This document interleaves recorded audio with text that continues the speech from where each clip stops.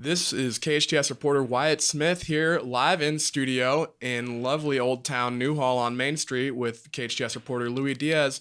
And we've got Arizona kicker and Valencia High School alumni Cole Murphy here live in studio. Hi, Cole. Thanks for being with us today. Hey, man. How you doing? We're doing really well, and we're happy to have you back here in your hometown. So it's the news just came out recently about your signing to the Cardinals. What's that journey been like to get here? We know it's been a long road for you. Yeah, it's been a long journey. So I started all the way back in 2010 at West Ranch High School. I was there for about 2 years. From there, I transitioned over to Valencia High School, where I played varsity for another 2 years. I went to a couple kicking camps when I was in high school with Castaic kicking, and luckily I got ranked really high. And through that, I was able to get my opportunity to play at Syracuse.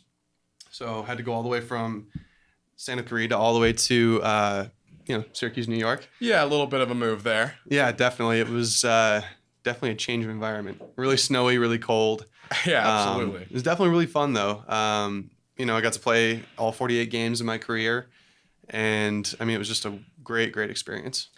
Now, I know that I believe you left in the fall semester of that senior year. Because what were you studying at the time when you were going to Syracuse? So my major was human development. So you could do a couple different routes with that. You could go into coaching. You could go into, child therapy, family therapy, things like that. I want to be a coach. Yeah. So once I'm done with sports, I want to go in and I want to make sure I can help younger kids reach the same level that I reached.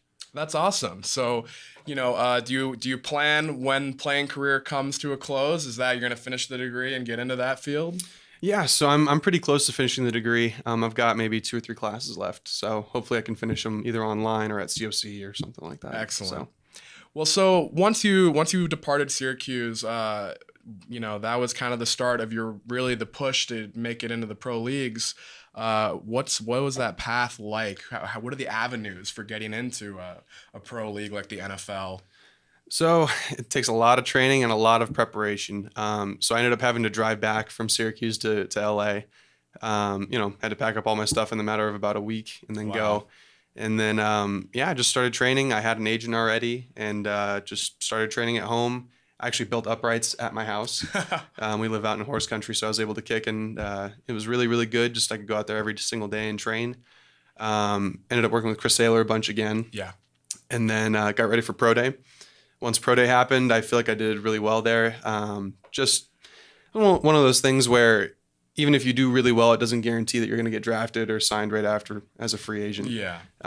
So unfortunately, I didn't get drafted or signed right after. Yeah. So it was pretty tough, but just got to persevere and keep working. Absolutely.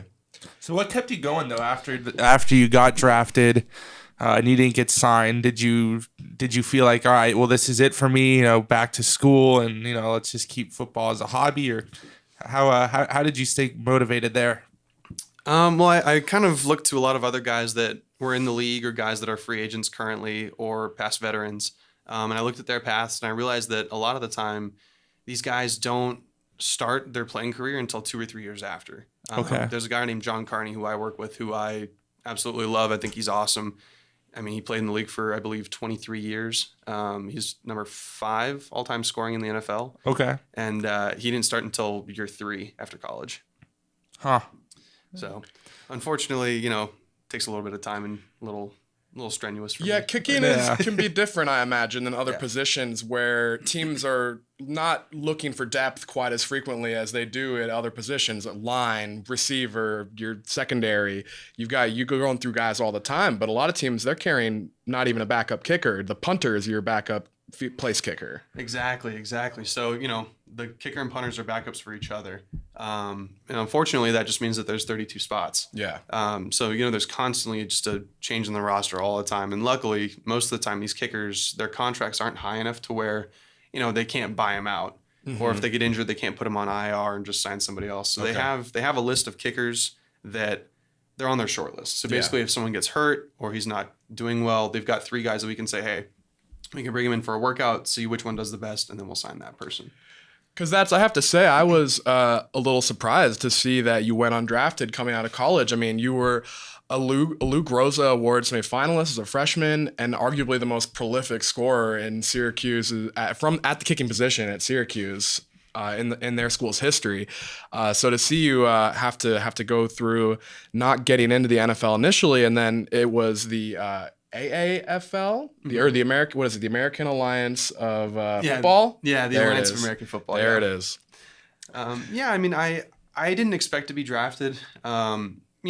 Typically every single year there's about 1 or 2 kickers that get drafted, and most of the other time another maybe 5 or 6 get signed out of free agency right after. That was my goal. If I got drafted, fantastic. If I didn't, I had a plan. I was going to get drafted out of free agency right after, go into camp, and even if I didn't make it the first year, I could learn from the experience. I could sit back behind whoever. When I was at my pro day, the Colts were really interested. Yeah. And so I thought, if I could sit behind Adam Vinatieri for 3-4 months, that would be fantastic. Talk about a mentor. Yeah, I wouldn't even mind being cut then. I'd be like, I just learned from one of the greatest kickers of all time. Yeah, absolutely. So what was your journey after not being drafted and not being signed into free agency? Explain a little bit after what happened, because I understand you got you almost got signed, or you did get signed with the San Diego Fleet. Let's talk about that a little bit. Yeah, so it was really frustrating at first. We watched the entire draft for 2 days straight, and it was very frustrating just to kind of see every single pick come in, and afterwards I thought, okay, maybe the day after I'll get a phone call, or a couple hours after I'll get a phone call. Yeah. And to just hear nothing afterwards was really disappointing, but. I realized I got to just get right back on the horse, got to start riding again. Exactly. And I just had to keep working. And it was kind of the same thing as right when I came back. The only difference was the draft had already happened. Mm-hmm. Luckily, Dave Bowler, who was one of our player personnel guys at Syracuse, had called me, and he was the new GM for the San Diego Fleet. And he had already seen me for a couple of years. He was a really good guy. And he said, we want to bring in at least 1 kicker and 1 punter for training camp and mini camp. We want to see how you look. We liked how you looked in college, and we just got to see, how this last year has gone. So luckily I was able to sign with them pretty fast. I went into mini camp in December and training camp in January, down in San Antonio with all the teams. And training camp I thought went really well. Once we got into the preseason games, that's when it kind of got a little shaky, hadn't played a game for a little over a year, and just to get right back into it was a little shaky. Okay, and was it shaky only because there was maybe a little bit of rust because you haven't played in a while, or was there anxiety because you were in the spotlight more, or a little bit of both? I wouldn't really say it had been because of anxiety, because of the platform or anything. I think it was more of the way that it was run. We wanted to do a huddle before the field goal, and they wanted to be able to call fakes and all that stuff, and which is understandable. It's a little old school, but it's not unheard of. Yeah, and that was January of this year, of 2019. Yeah. Okay. Yeah, that was down in San Antonio in January, and so I had never experienced the huddle before, and so just because it was a new league, the leagues, the refs are getting ready in the game, and they're not sure how the flow of the game's supposed to look with the shortened play clock and everything. Right. So most of the time I actually wasn't able to take my steps until there was under 10 seconds on the clock. Okay. Wow. So getting used to that was the hard part. And, whether I thought it was a good idea or not, ultimately I couldn't do the job. I just couldn't do what they wanted. Mm-hmm. Yeah. So, you touched on the idea or Louis touched on the idea of anxiety, and I always wonder with kickers, and I mean a lot of, especially at this high level of athletics, what do you think the split is for kicking of mental versus physical? I think it's 90% mental and 10% physical. Wow. It's all mental. If you don't think you can do it, then the chances are you're not going to be able to do it. Yeah. It doesn't matter if it's a PAT or a 55-yarder or a game winner from 35 yards. If you don't think you can do it, you're not going to be able to get it done. And so when you're lining up for a kick, what are your steps? What are you going through to get yourself in the mental space? So I've already basically set up my mental space before the game starts. Yeah. I do a lot of meditation. I've got a notebook that I write down all the stuff that I need to write down in. And, if it's a bad day, I tear it out. If it's a good day, I keep it in there. Yeah. But yeah, I make sure all my stuff is prepared beforehand. And I'm always prepared. I've got a backup notebook. I've got my iPad with an Apple Pencil so I can write in there if I need to. I've got the headphones where I can kind of tone out all the noise. And so I mean, when you go out there, you're already prepared to make the kick. Yeah. And so, you go through this typical routine where you go off a checklist in your mind, and you don't even have to think about it. It's just a habit. Yeah. For me, I take 4 steps back. I look up, I kind of draw a line with my hand. I close one eye and I use my dominant eye to make sure I'm right down the center. Yeah. Take the steps off at 90 degrees, get back, I get set and I get comfortable, and then I make sure I breathe. Yeah. And breathing is a really, really important thing. Yeah. If you're sitting there and you're not breathing and, you're not really thinking about it, your body kind of goes into shock because you're like, hey, you're not breathing. You got to start breathing. Yeah. And so that's one of the biggest things was I had to learn how to breathe properly. So I want to back up real quick because we kind of skipped over something here. After training camp got shaky, what ended up happening with the San Diego Fleet? So right after the preseason game was when they made the cuts for the final roster. Luckily, I did make the roster. And so our special teams coach had kind of vouched for me. Our head coach said, hey, maybe we need to bring somebody else in. And the special team coach said, no, let's give him a couple more days at least. We can figure out what we want. And now we've got a system where we know what we need to work on. We know what he needs to work on. So we flew back to San Diego. We had another 3 or 4 practices, I believe. And I ended up having a really bad day, the final day. I was really struggling with, just simple field goals. I was really trying to get everything done in the proper amount of time. And, I'm running after, you get a phone call at 6 a.m. and they say, hey, you need to come into our office, make sure you bring all your stuff. And, kind of a shock at first. Yeah. I thought at least I would stay for the first game. Right. But unfortunately, 2 days before the first game, you're out. Oh. So, I mean, you've really experienced the highs and lows of the professional world of football. But to really take you back to your days back in Santa Clarita, you've had this taste now of the professional environment, and there's this certain level of expectations.